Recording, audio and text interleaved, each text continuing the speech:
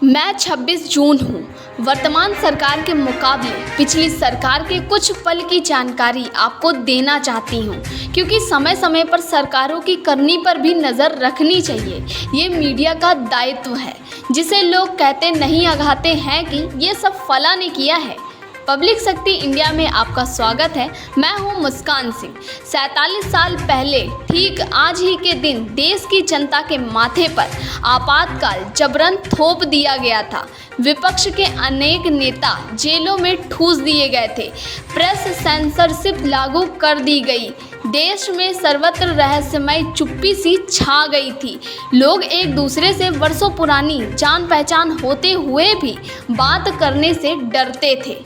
फिर 19 महीने बाद अचानक एक दिन आपातकाल लागू करने वाली सरकार ने हाथ खड़े कर चुनाव की घोषणा कर दी। कुछ लोगों की राय में तब सत्ताधारियों ने समझा कि देश की जनता ने स्वैच्छिक दासता स्वीकार कर ली है और अब वह उन्हीं के साथ खड़ी होगी जिसने आपातकाल लागू किया था। जब चुनाव परिणाम सामने आया तो पासा ही पलट गया और जनता ने उन्हें सत्ता से बाहर कर दिया।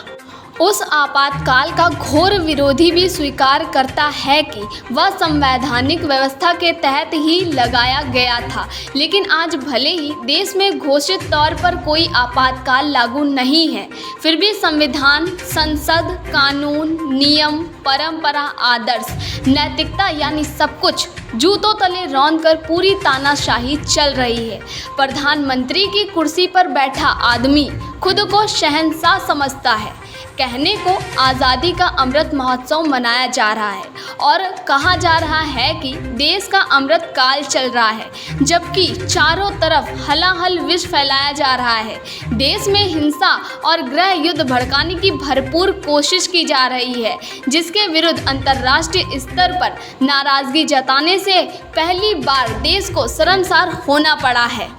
पिछले 8 सालों से आए दिन नागरिकों की आज़ादी और उनके अधिकारों पर कुल्हाड़ी चलाई जा रही है। जनता को हिंदू मुस्लिम विंतड़ावाद में ऐसा नशा सुंघा दिया गया है कि वह अर्धचेतना व्यवस्था में उसी पार्टी को चुन रही है और उसी नेता को सिर पर बिठाए हुए है जिसके नेतृत्व में सब कुछ चौपट किया जा रहा है। तत्कालीन प्रधानमंत्री इंदिरा गांधी ने तो आपातकाल के दौरान सिर्फ इच्छा जाहिर की थी कि न्यायपालिका को सरकार के प्रति प्रतिबद्ध होना चाहिए, लेकिन इधर उनकी वही इच्छा साकार रूप लेती दिख रही है। सत्तारूढ़ पार्टी भाजपा के तत्कालीन राष्ट्रीय अध्यक्ष अमित शाह ने 27 अक्टूबर 2018 को कन्नूर, केरल में सबरीमाला मंदिर में स्त्रियों के प्रवेश पर न्यायालय को साफ शब्दों में निर्देश दिया कि अदालतों को ऐसे फैसले सुनाने से बचना चाहिए जिन्हें लागू नहीं किया जा सकता।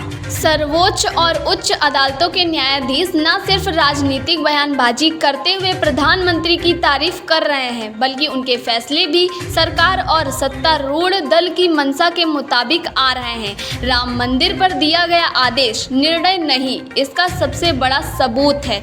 ऐसा सिर्फ संवैधानिक और नीतिगत मामलों में ही नहीं, बल्कि आपराधिक मामलों में भी देखा जा रहा है। योजना आयोग को भंग कर नीति आयोग बना दिया गया, जिसके माध्यम से देश की जड़ों में मट्ठा डालने वाली नीतियां और कार्यक्रम तैयार किए जा रहे हैं। आर्थिक और सामाजिक सौहार्दपूर्ण ढांचे को जानबूझकर तबाह किया जा रहा है। सरकार अपने कुकृत्यों को छिपाने के लिए सेना की आड़ ले रही है। सेना का यह राजनीतिकरण आगे कैसे कैसे गुल खिला सकता है, इसकी कल्पना तक नहीं की जा सकती है।